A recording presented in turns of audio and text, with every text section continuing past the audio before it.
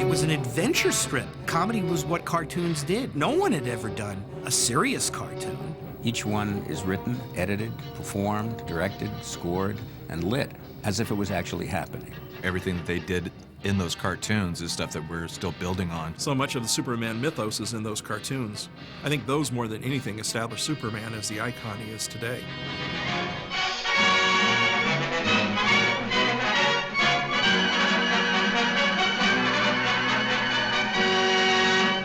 My father was a pioneer in animation and a great innovator, great artist, and really gave cartoons the movement and flexibility that we see today. I think then, as now, you have your A-list animation studios and your B. And at the time, I think that, you had Disney, of course, was always the tops. But the Fleischers were number two, really, throughout the 30s, with the Warner's cartoons coming up very fast. The Fleischer studio consisted of Max as the producer and his brother Dave, the director, and another brother was in the sound department and the music department, and they had brothers all over.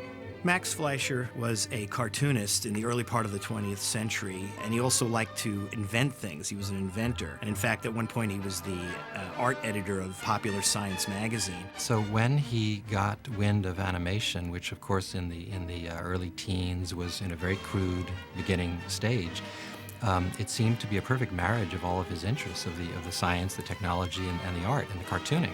It wasn't just cartooning, it was using mechanics and technology to make cartoons move. As the studio developed, Max let his focus be the technical aspects of the animation.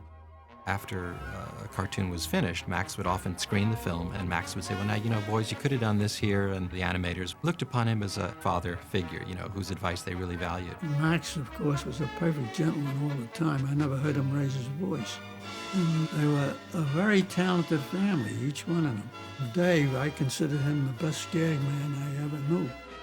Dave Fleischer really enjoyed the storytelling aspects, and as director would discuss ideas and gags, so the two were actually a perfect match.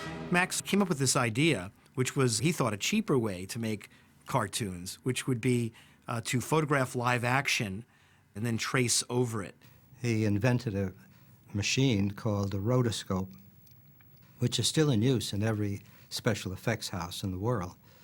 And that made a complete change in the look of animation. He used it to make his first series of cartoons, Coco the Clown, and that put him in business. He actually had a cartoon series in movie theaters, Out of the Inkwell.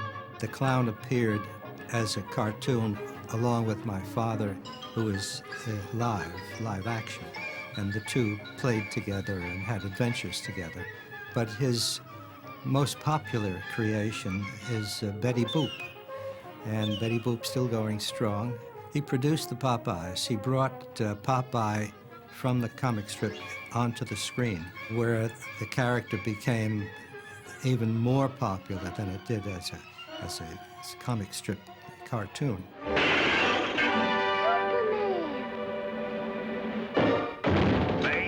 I'll stick to you like glue. Oh, the feeling is mucilage.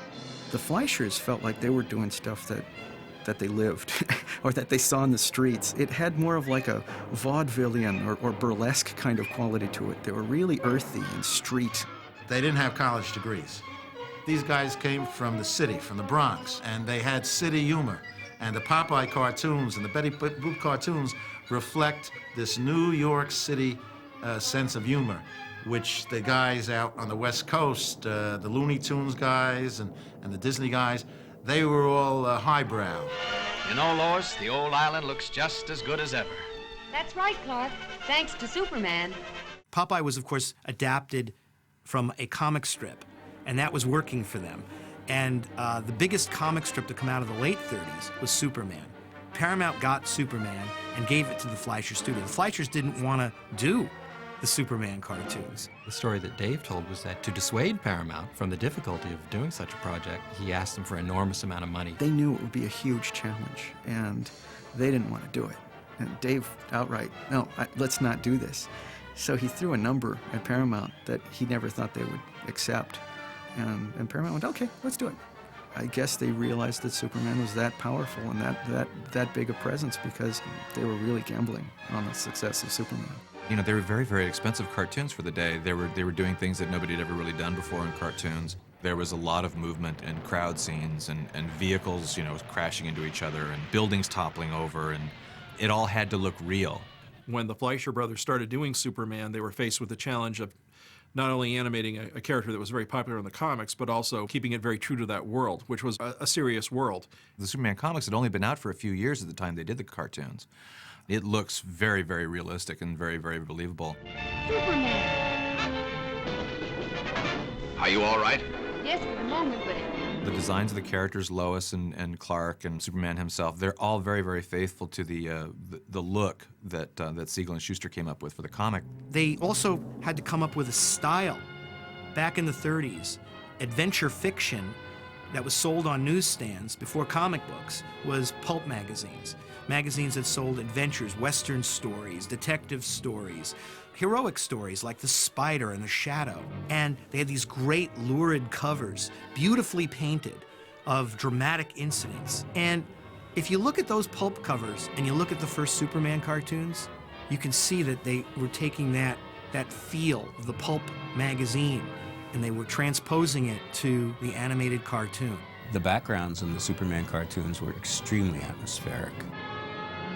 Animation was not a one-man job, you know. We had specialists do different things. We had some very good people helping. The special effects were fantastic. There are no cartoons that have been made since those Superman cartoons that are the equal of that. The look of the cartoons actually anticipates the look of film noir films. They're very, very dark and very, very shadowy and a lot of Dutch angles and very dynamic storytelling, which is stuff you take for granted in the film noir school. Yes, Doctor. I've been feeling much better lately, but I'll be right over. I'll see you later, Lois. Doctor's orders. Doctor, my eye. The Adventures of Superman radio show began in 1940, I believe, as a syndicated show, and later on, the Mutual Radio Network picked it up. The voices in the animated cartoons included at least two of the principal voices from the radio show. Bud Collyer was the voice of Superman, and Joan Alexander was the voice of Lois Lane. Bud Collyer was the voice of Superman on the radio and was well known to people as that's how Superman sounds, so they got the real Superman to do it. Bob Maxwell, the producer of the show, told him, well, why don't you just test it out, see, you know. And they kind of conned him into it because, you know, the pilot sold and oh, that's it, you're our guy. The first moment when you see Clark about to transform to Superman and you hear Bud Collyer, who was the only guy in the world who could do that, when he starts out saying, "This looks like a job for Superman." And he just lowers his voice and right away you get a transition. It also contributes to the illusion that maybe the people close to him would not recognize that the two are the same person. Uncanny how Superman turns up just when you need him. I didn't even get a chance to thank him. There's a myth that they came up with the look up in the sky, but that's actually from the radio. The look up in the sky, it's a bird, it's a plane, it's Superman. It's like from the first radio show. Faster than a speeding bullet, more powerful than a locomotive, able to leap tall buildings in a single bound. That appears to be invented in the cartoons. In the comic, he was always seen to leap. You don't see anything moving in a comic book or on radio. You know, it's in your mind. You know, somebody can leap and it sounds great. It sounds like he's, oh, look, listen. But he's leaping like, and it looks ridiculous. It looks really stupid. And they realize, okay, we got to stop this. They begged DC, can we make him fly? And they're like, yeah, sure, fine. Yeah, you can do that. And so that was adopted in the comics because people expected it. Of course Superman can fly. Look, he just did. So now he can fly. I don't believe it. He is human. An unsung genius of the Fleischer cartoons was the musician Sammy Timber. The soundtrack to that first cartoon in particular, Superman, is one of the greatest musical soundtracks. And in most of the Fleischer cartoons, it's carried a lot by the actions of the characters, the motivations of the plot, and the music.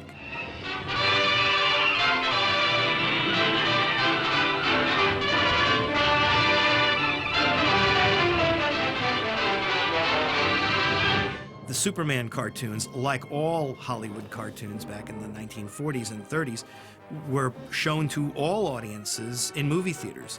Cartoons were the most popular part of the program outside of the feature.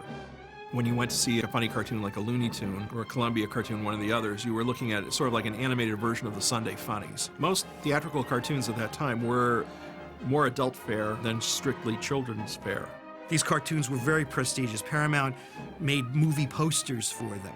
They had advertising. They made a trailer. Nobody ever made a trailer for a short subject. They didn't do that, but they did it for Superman. This was a big deal. With their robots and their futuristic settings and themes in some of them, it's obvious that they would then inspire, a whole range of cartoons to come in the future.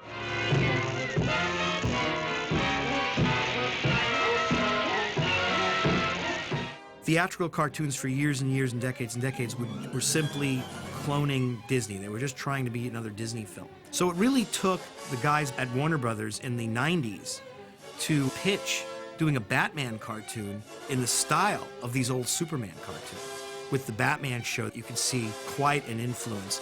When we started doing the Batman animated series, I was actually going to go with something a little bit brighter, gaudier, a little bit more weird and stylized. But my boss at the time suggested that we look at the Fleischer Superman cartoons again. I think a lot of filmmakers today look back at those and go, that's pretty impressive. I know that when we did the Superman and Batman cartoons at Warner Animation in the 90s, those were a definite inspiration to us because we would look at them for staging and for pacing and for the idea of telling a superhero story without much dialogue. The Superman cartoons were labors of love. They were light years away from even the Disney cartoons. To Paramount, they were probably the closest thing they could do to producing a live-action Superman series. They are just amazing to look at. No matter how much money we spend today, we're still never going to quite top that magic. Fleischers marched to a different drummer. And really, only the Fleischers could have done the Superman cartoons, and they were the perfect studio to get that opportunity. I think that for people who've never seen the cartoons before, they'll be like a buried treasure. This is some of the coolest Superman action I've ever seen because they were groundbreaking in their day. They're a triumph of design and animation and of music. They stand head and shoulders over most everything else ever done in animated adventure.